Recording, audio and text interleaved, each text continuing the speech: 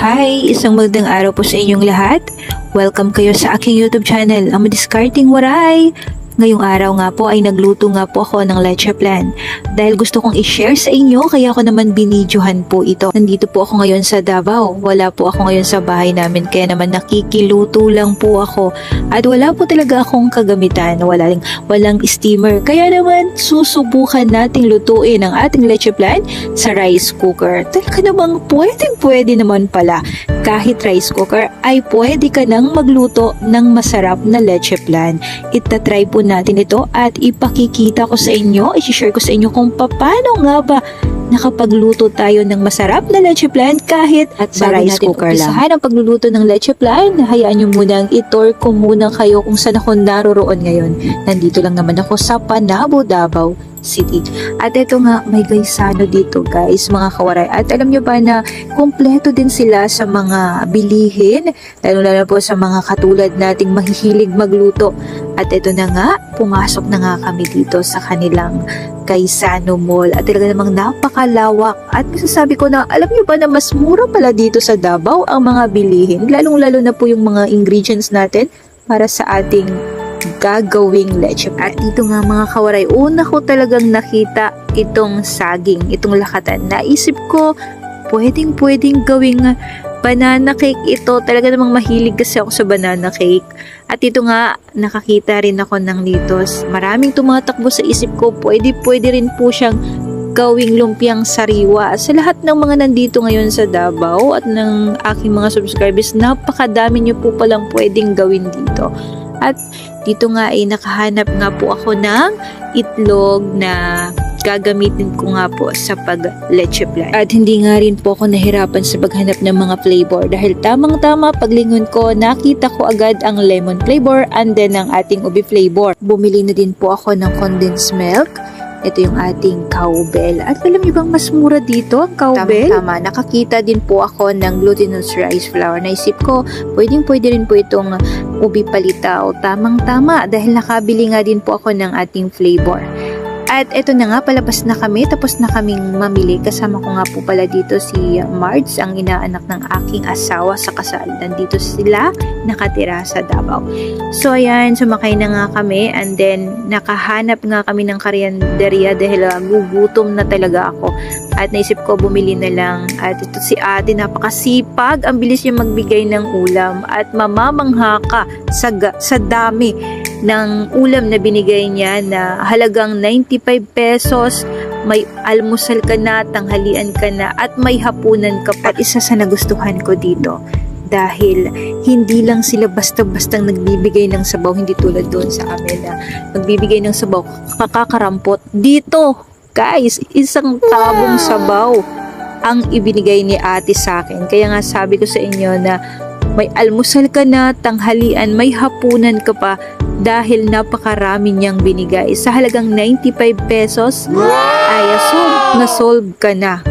Pwede nang kumain kahit na 3 pa kayo. Shoutout po pala kay ate. So, eto na nga, pauwi na kami at nabili ko na lahat ng kailangan kong bilhin. Pagdating nga namin dito sa kanilang bahay, sa tinutuluyan ng asawa ko, ayan, sisimulan na nating lutuin itong ating leche plan para naman matikman na mga katrabaho niya ang ating leche plan. Magpapa-pre-taste muna ako dahil nga kahit nandito ako, kahit saan ako magpunta, ay dala-dala ko pa rin ang mindset ko na magpapa-order talaga ako. Yun ang nakasanayan ko na at dito talaga ako masaya. So ayan mga kawaray, dito nga po ay gumamit nga po ako ng 24 pieces medium size ng ating itlog and then ang ating sugar. Masyadong dark ang sugar nila dito. Umpisahan na natin ang ating pagluluto ng ating leche plan. Ang unang ginawa ko dito ay nag-caramelize muna ako ng ating sugar.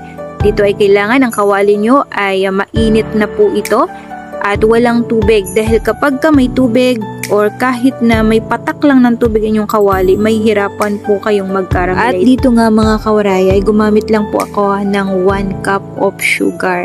Dito nga ay brown nga po ang nabili ko dahil wala po akong nabiling white. Mas maganda kasi yung mas light ang ating caramelize. Pero the best ang brown sugar nila dito para siyang yung kapag kumain kayo ng taho, yun po ang lasa ng caramelized sugar nila dito. So ngayon ay nagbuhos nga po ako or naglagay ako ng water. 1 cup din po ito. 1:1 po ang aking ginawa dito. So ganyan, ang gagawin lang natin dito ay pakukuluan lang po natin ang ating tubig and then ang ating sugar hanggang sa lumapot. Once na okay na, ganyan na po siya, malapot na, ay patayin nyo na po ang inyong apoy dahil okay na po ito.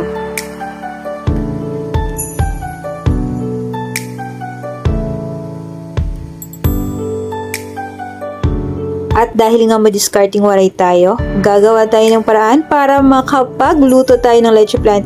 Kahit wala tayong yanera, ay pwede po nating lutuin ito sa ating microwavable tub. Dito nga po ay nakabili nga po ako ng microwavable tub. Ang size nito ay 500 ml po. 500 ml ay sakto na para sa ating leche flan. At dahil nga okay na, ay ihanda na po natin ang ating pang-ingredients para sa ating leche flan.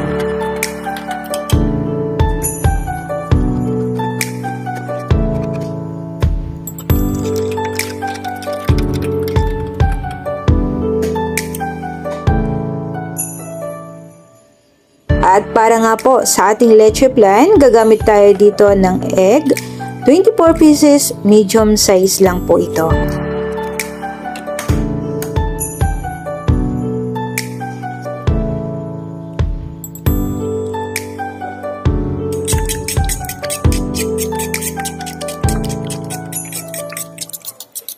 Haluin lang po natin ito ng mabuti. Sabi ko nga sa inyo, dahil wala akong kagamitan, kaya tinidor lang po ang gamit ko.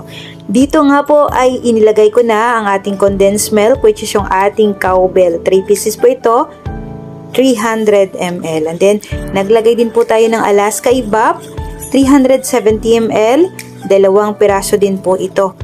Ayan, i-combine lang po natin ng mabuti, haluin po natin. At masasabi ko talaga naman na kahit wala akong kagamitan dito ay nakagawa ako ng leche flan. At dahil nga mas masarap kapag may flavor ang ating leche flan, gagamit tayo dito ng lemon flavor. Dito nga yung nakabili nga po ako ng lemon flavor, kaya yan po ang ginamit ko. Once na wala kayong lemon flavor, masarap din po ang vanilla flavor. Dito ay salain nyo ng mabuti. Sa akin kasi 3-4 na beses ko siyang sinala para pinong-pino kapag maluto ang ating leche flan.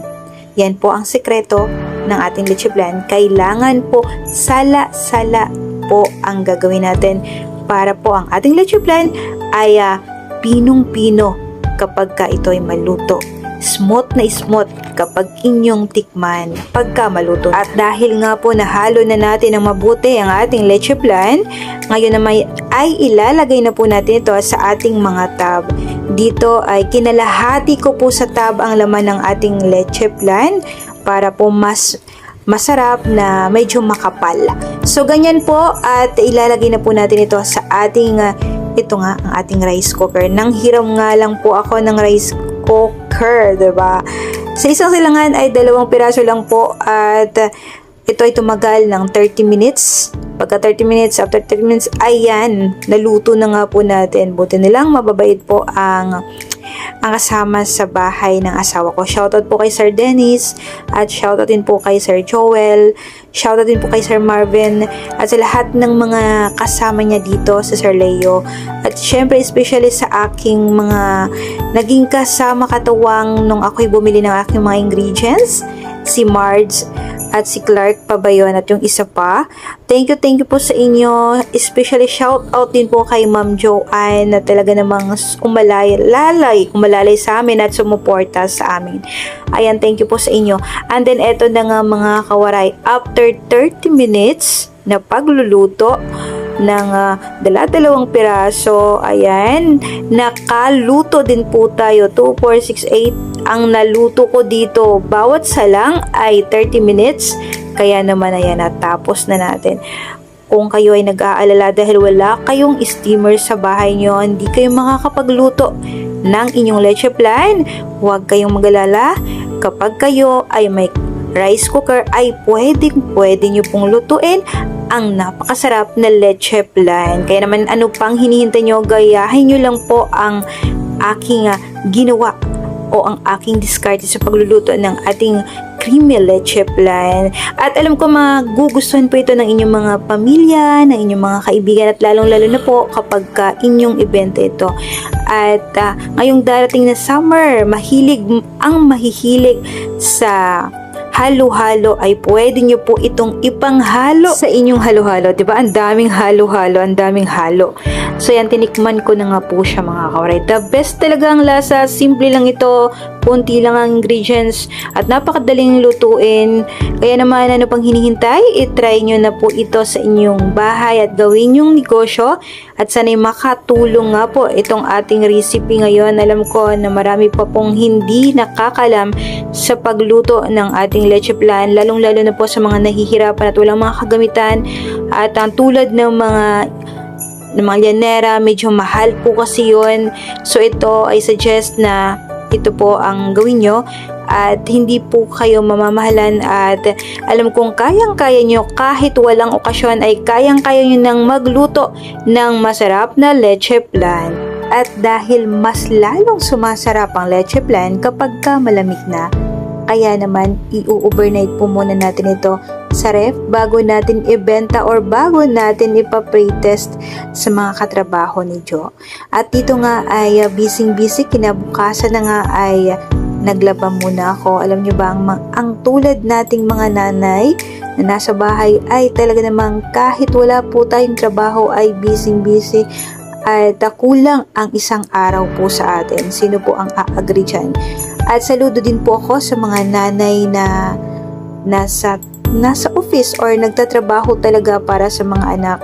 Saludo din po ako sa inyo dahil kahit na mahirap na hindi nyo kasama ang inyong mga anak, talaga namang kayo po ay nagtatrabaho para sa kanila.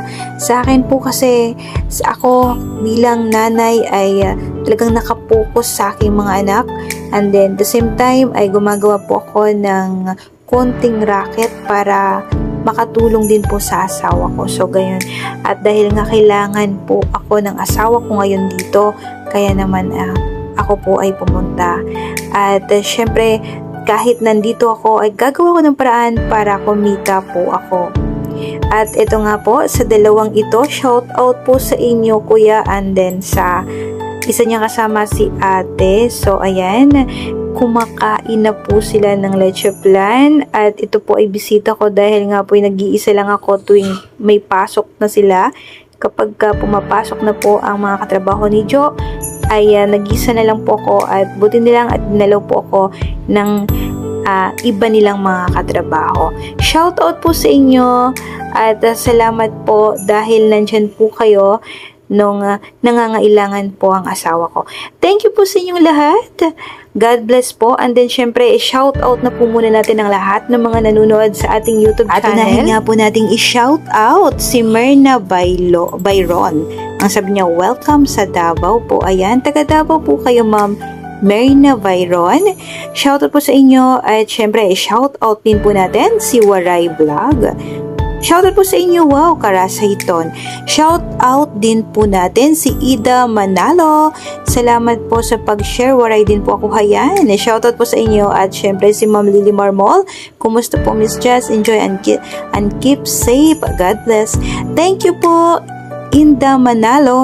Shout out po sa inyo at kay Ma'am Lily Marmol na walang sawang nanonood sa aking YouTube channel.